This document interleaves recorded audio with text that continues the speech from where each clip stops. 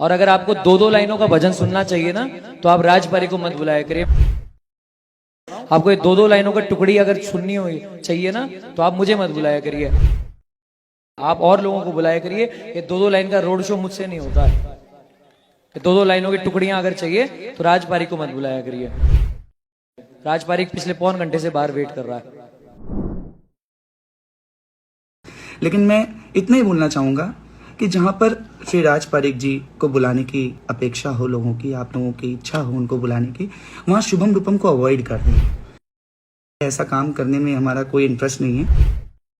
तो सीधी बात कर रहा हूं आपसे कि जहां पे भैया हो तो हमारी विनती, जहां उनको बुलाना चाहें आप बेशक उनको बुलाएं। हम लोग प्रोफेशनल सिंगर हैं। मैं बार बार कह रहा हूं, सीधी बात करता हूं, सीधी बात ये है कि भाई आप उनको बुलाइए, तो हमें अवॉइड कर दीजिए।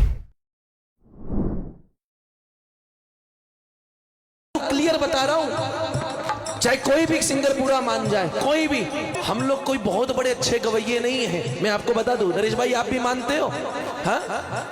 हमारे सबसे परम आदरणीय संजय मित्तल जी, वो भी माइक लेकर बोलते हैं, बोले हमें गाना बजाना नहीं आता भाई साहब, है? बुरा मत मानना मेरी बात का, है नरेश भाई? इस बात में कोई बुरी बात थोड़ी ना है। मैं आपसे कह दूं, बोले भैया फोन पे, बोले भैया बुलाना है तो बुला लो, आपकी मर्जी है, तो रहने दो, है? मुझे मत बुलाओ, मुझे मत बुलाओ। भाई साहब कहना आसान है, आज बाबा दे रहा है ना, तो बंदा कह रहा है मुझे मत बुलाओ।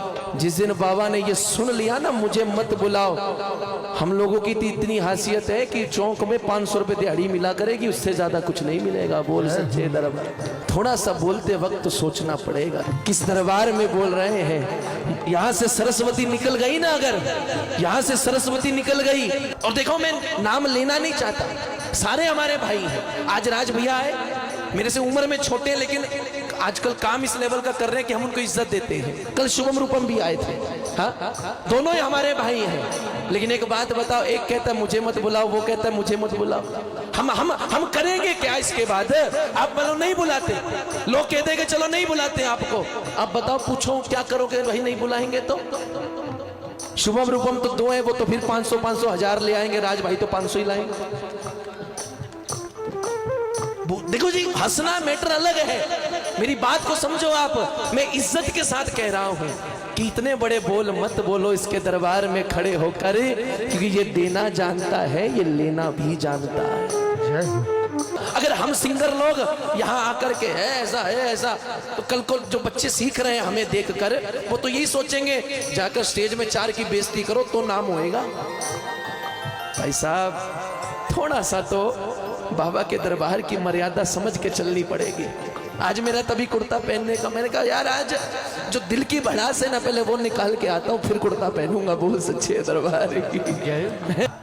लेडीज में तो आप जानते ही हैं, जेंट्स में मैंने बता दिए। एक जना और है जिससे मैं खफा हूं, पता है वो कौन है?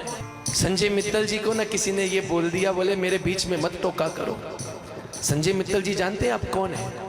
संजय मित्तल भैया, अगर नंदू जी के बाद अगर शाम जगत में किसी को मान सम्मान दिया जाता है ना, शायद संजय मित्तल जी जैसा भजन गाने वाला शायद दोबारा ना पैदा हो यहाँ पर। हाँ, जो भाव उन्होंने प्रकट कर दिए ना, हम लोग नहीं कर पाएंगे शायद। और उनको भी किसी ने बोल दिया, बोले बोलना है, बोले हमारे बीच में नहीं बोलो, बाद में बोलना अगर जो बोलना है, हम जब गा रहे हैं तो बीच में नहीं टोकना है। थोड़ा सा तो बाबा के दरबार की मर्यादा समझ के चलनी पड़ेगी।